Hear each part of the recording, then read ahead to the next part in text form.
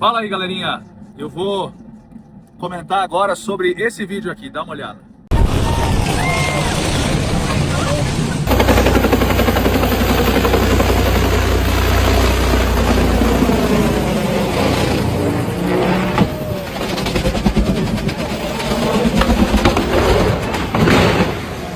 Bom, como vocês podem ter visto ali era um Bell 222, um helicóptero BIPA, tá? Fabricado em 1980. Esse acidente parece que não trouxe vítimas fatais, tem 5 feridos até onde eu vi aqui, tá? Graças a Deus, felizmente. Ele vinha numa aproximação de grande ângulo, que a gente fala, quando a aeronave vem basicamente pendurada, e aí ela desce na vertical para livrar obstáculos, no caso a gente vê ali várias palmeiras, né? E eu achei interessante trazer esses comentários, primeiro por não haver vítimas fatais e segundo porque não há aqui a intenção de buscar culpados, né, e nem causas diretas ao acidente. A intenção é basicamente comentar e explicar para vocês o que aquelas imagens mostram para gente, profissional da área, num primeiro momento. Bom, ele vem a baixa velocidade, isso remete à baixa eficiência de algumas superfícies aerodinâmicas, como por exemplo o estabilizador horizontal que fica na cauda e o vertical, que tem a função, com a velocidade e a viscosidade do ar ali sobre essa superfície aerodinâmica, manter a aeronave no seu eixo longitudinal, alinhada, né? Tirando dali a carga, o excesso de carga de força demandada aí pelo rotor de cauda. E como é que funciona o rotor de cauda? O princípio básico é a terceira lei de Newton, ou seja, um corpo, digamos o rotor principal, girando num sentido, vai fazer com que tudo aquilo que estiver preso a ele gire no sentido oposto, na mesma intensidade, na mesma direção, mas no sentido oposto, como eu acabei de falar. Então, se a pá gira no sentido anti-horário, toda a cabine do helicóptero, se não tivesse o rotor de cauda, giraria no sentido horário, como a gente vê girar. Aí você vai falar assim, então falhou o rotor de cauda. Isso é uma primeira conclusão que a gente chega quando a gente vê essas imagens. Sim, falhou o rotor de cauda.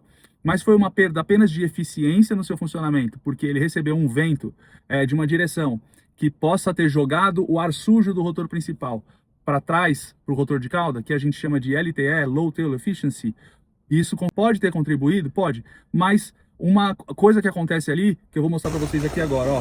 Vocês podem observar, o helicóptero, ele sobe abruptamente antes de começar a girar e finalmente descer. Por que isso? Quando o helicóptero está numa aproximação de grande ângulo, todo o esforço do motor está em cima da transmissão principal e de cauda para manter a aeronave naquela atitude, tanto naquela direção, alinhado daquele jeito, como naquela razão de descida, né?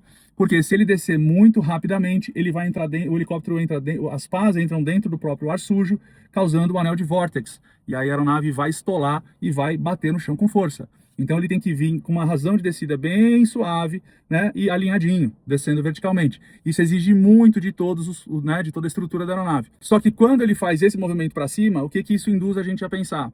Houve um rompimento do eixo que transmite a força do motor para a transmissão de cauda, tá? Então esse eixo ele foi rompido, causando um alívio de todo aquele esforço que estava dedicado à cauda para a transmissão principal. Então o motor de certa forma ficou suave, ficou leve para ele momentaneamente, e aquela potência que estava aplicada naquele momento pelo piloto foi para a transmissão principal, para o rotor principal, gerando uma sustentação maior momentaneamente, mas aí o piloto possivelmente tenha já imediatamente abaixado o coletivo. Você tem a questão também da aeronave começar a girar para a direita, anulando a sustentação, então você perde a sustentação com isso também.